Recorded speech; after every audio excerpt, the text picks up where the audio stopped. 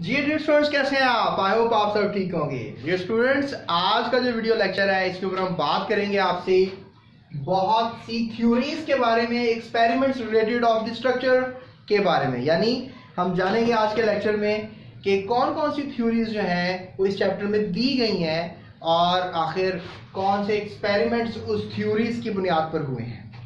आप सोच रहे होंगे कि आखिर थ्योरीज क्या होती हैं। डियर स्टूडेंट्स, थ्योरीज जो है आप कह लें कि एक नज़रिया होते हैं, एक ऐसी सोच होती है जो आप किसी चीज़ को देखकर सोचते हो और फिर उसको एक्सपेरिमेंट्स के साथ प्रूव भी करते हो। तो चूंकि एटम्स की कहानी बहुत टफ कहानी है, बहुत से थोड़े बहुत एटम्स जो हैं हमें दिखे और वो भी एक अनप्रिसाइज तरीके से दिखे, तो लिहाजा एटम्स की थ्योरीज जो हैं वो ज़्यादातर चलती हैं। यानी there are not that much good evidences जिसके ऊपर आप बहुत ज़्यादा एक्सपेरिमेंट्स कर सकते हैं, क्योंकि एटम बहुत छोटी सी चीज़ है और बहुत ही छोटी सी चीज़ के लिए आप थ्योरीज के ऊपर रिलाई करते हो। लॉ समटाइम्स आप उसको नहीं बना सकते हो। इस चैप्टर में ये बेसिकली फिजिक्स का चैप्टर है जो कि केमिस्ट्री में भी पढ़ा जाता है, क्योंकि केमिस्ट्री की बुनियाद भी एटम्स ही है, तो लिहाजा आप इस चैप्टर को पढ़ रहे हो, that is structure of atom. तो स्टूडेंट्स, सबसे पहले जो थ्योरी दी जाती है वो डॉल्टन देता है, डॉल्टन एटॉमिक थ्योरी। तो इस पर आपने काम करना है, मैं आपको बताऊंगा, मेरे लेक्चर के साथ रहे आप। इसके अलावा प्लम पुडिंग थ्योरी जो कि जोसेफ जॉन थॉमसन ने दी थी, इसके ऊपर हम बात करेंगे। स्टूडेंट्स, इसके बाद हम बात करेंगे मैटर कंटेनिंग इलेक्ट्रॉन्स, यानी विलियम कुर्स का एक्सपेरिमेंट और उसके कुछ तजिए और कुछ एक्सपेरिमेंट्स की रिजल्ट्स, और फिर उनके ऊपर एक आप सोच रखकर कोई बात कर सकते हैं। लिहाजा ये भी थ्योरी थी कि एक्सपेरिमेंट होना, फिर उस एक्सपेरिमेंट के बाद कुछ करेक्टरिस्टिक्स प्रॉपर्टी स्टडी करना उन शुआओं की जिनको कैथोड रेज कहा गया। तो बहरहाल ये मैं आने वाले टॉपिक में आपको एक्सप्लेन करूंगा, मेरे साथ रहिएगा। इसके अलावा हम बात करेंगे प्रोटॉन्स की थ्योरी के ऊपर भी, यानी कि गोल्डस्टाइन का एक्सपेरिमेंट, परफोरेटेड कैथोड का इस्तेमाल किया जाना, पॉजिटिव रेज की डिस्कवरी, किनाल रेज कहा जाना, उसके ऊपर हम बात करेंगे। फिर हम बात करेंगे presence of neutron in atom, James कैडविच का experiment, outstanding Nobel prize winning experiment. इसके अंदर जो है जेम्स कैडविच ने जो है थ्योरी दी अबाउट एटम्स और बताया कि एटम के न्यूक्लियस के अंदर एक और फंडामेंटल पार्टिकल होता है, दैट इज न्यूट्रॉन, इन 1932। तो लिहाजा ये भी आपको बताएंगे। फिर रदरफोर्ड की थ्योरी जो कि न्यूक्लियस की डिस्कवरी का बायस बनी, रदरफोर्ड की थ्योरी जिसके एटम की पहली मॉडल दिया गया। नो डाउट एटम का पहला मॉडल प्लम पुडिंग थ्योरी कहलाता है, जो कि हमें जे थॉमसन ने दिया। लेकिन आप कह लो कि रदरफोर्ड भी जो था इसने एक प्रिसाइज थ्योरी दी, लेकिन इसके भी एटम के मॉडल में थोड़ी सी गलतियां थी। जैसे घर बनता है उसका एक मॉडल होता है, इसमें एटम का एक मॉडल दिया गया कि एटम किस तरह दिखता होगा। तो पहली थ्योरी जो थी वो रदरफोर्ड की थी और he is known as the father of nuclear chemistry. तो आप कह लो कि इसने जो नजरिया दिया उसके अंदर हम जो है कह सकते हैं कि न्यूक्लियस की डिस्कवरी भी जो है वो रदरफोर्ड ने की, यानी न्यूक्लियस के बारे में सबसे पहले बताया, सोचा किसने? रदरफोर्ड ने गोल्डफॉल एक्सपेरिमेंट्स की मदद से। उसके बाद आखिर में आपसे बात करूंगा बोह्र's एटॉमिक थ्योरी की। लेकिन आज के लेक्चर में हम कवर करेंगे इन दो थ्योरीज को और बाकी के लेक्चर में कवर करेंगे बाकी थ्योरीज को।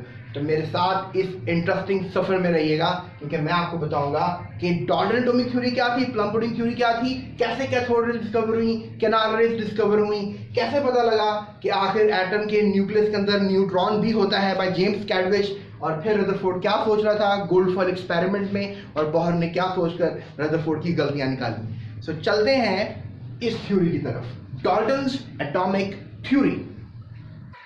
जी तो डियर स्टूडेंट्स, बात करते हैं डॉल्टन्स एटॉमिक थ्योरी की।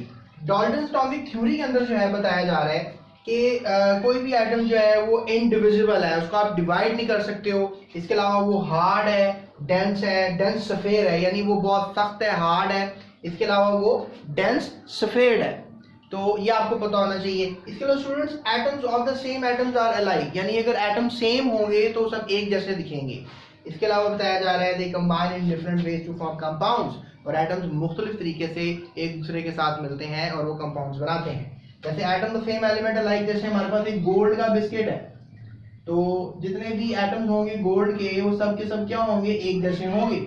और atoms make different compound with different ratio, जैसे H2O हाइड्रोजन पर ऑक्साइड है और H2O जो है वो वाटर है।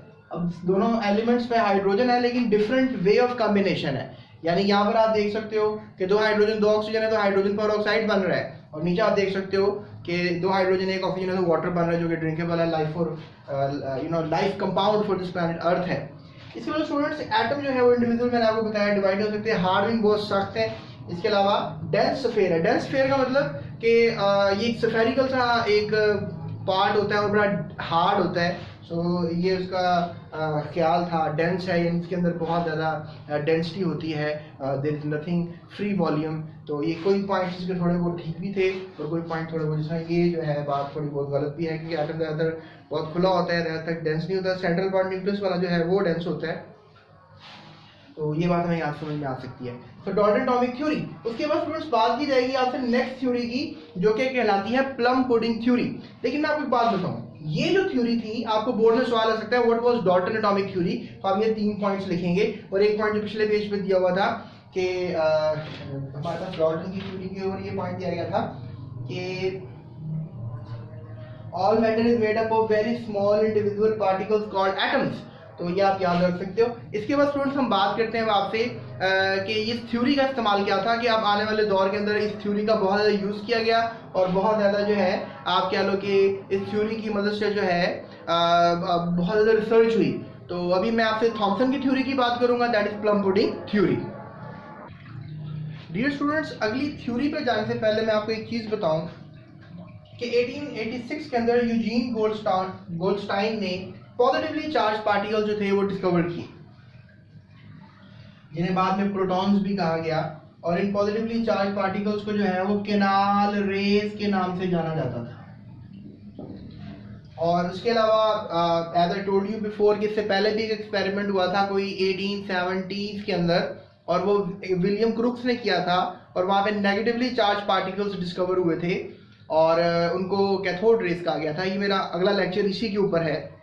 बहरहाल थॉमसन ने 1897 के अंदर डिस्कवर किया इलेक्ट्रॉन। बेसिकली चार्ज पार्टिकल्स का डिस्कवर होना विलियम क्रुक्स के नाम जाता है, नो डाउट, लेकिन इलेक्ट्रॉन्स को रिस्पेक्ट देना और प्रॉपर उनकी प्रॉपर्टीज की स्टडी करना ये थॉमसन ने किया था। तो लिहाजा William crooks was a Pioneer, कह लें अ पहला साइंटिस्ट जिसने डिस्कवर किया था कि चार्ज पार्टिकल्स नेगेटिव होते हैं किसी भी मादे में, लेकिन बाद में उस पर वर्कआउट, उस पर रिसर्च, उस पर प्रॉपर मेथोडोलॉजी से स्टडी जिसने की थी वो थॉमसन था, जोसेफ जॉन थॉमसन। और उसने डिस्कवर किया था नेगेटिवली चार्ज पार्टिकल्स को, जिनको बाद में इलेक्ट्रॉन्स का नाम भी दिया गया था। तो स्टूडेंट्स, थॉमसन ने चूंकि इलेक्ट्रॉन डिस्कवर किए, प्रोटॉन भी किसी हद तक जाना जाता था पॉजिटिवली चार्ज पार्टिकल, तो इन दोनों फंडामेंटल पार्टिकल्स को मद्देनजर रखते हुए इसने एक थ्योरी दी थी जिसका नाम था प्लम पुडिंग थ्योरी। और इस प्लम पुडिंग थ्योरी के अंदर क्या कहा जाता है कि इसने कहा था कि जो एटम्स हैं ऐसे हैं, सॉलिड स्ट्रक्चर्स हैं पॉजिटिव चार्जेस के, जिसमें नेगेटिव पार्टिकल्स जो हैं वो स्टक हैं, अंदर फंसे हुए हैं, जैसे कि प्लम इन अ पुडिंग, जैसे कि एक पुडिंग में फंसे होते हैं आलू बुखारे या बादाम। जैसे खीर में आपको पता है कि डॉपिंग होती है बादामों की, या केक में आपको नजर आता है कि बादामों की डॉपिंग होती है, कैसे वो फंसे हुए होते हैं। इसी तरह से आप कह लो कि पॉजिटिवली चार्ज पार्टिकल्स का एक सर्कुलर सा बॉल है और उसके अंदर जो है वो नेगेटिवली चार्ज पार्टिकल्स जो हैं वो फंसे हुए हैं। तो ये डिस्कवरी जो थी ये किसने की थी? ये की थी जनाब जोसेफ जॉन थॉमसन ने। सो ये बहुत बड़ी रिसर्च जो थी सामने आई और पता लगा प्लम पुडिंग थ्योरी के बारे में। अब मेरा नेक्स्ट लेक्चर होगा वो होगा on the discovery of cathode rays, उसका एक्सपेरिमेंट पहले समझाऊंगा, उसके बाद मैं आपको उसकी कुछ प्रॉपर्टीज बताऊंगा कैथोड रेज की जो हमने स्टडी की और जानी। So keep subscribing my channel, right, मेरे साथ रहें और अगली वीडियो के लिए मेरे साथ रहें। डिस्क्रिप्शन में जो है वो लिंक्स मैंने दिए हुए हैं तमाम चैप्टर्स के, प्लेलिस्ट के, आप उनको फॉलो कर सकते हैं। अपने दोस्तों के साथ, अपनी क्लासरूम के साथ जो है ये मेरी वीडियो लेक्चर ज़रूर शेयर कीजिएगा, because that is the best way to move toward the other people. और मेरा ख्याल है कि आप सब मेरी हेल्प भी करेंगे। So that's it, thank you so much. अपना बहुत ख्याल रखें, दूसरों का भी बहुत ख्याल रखें और GS अकेडमी को भी सब्सक्राइब करें।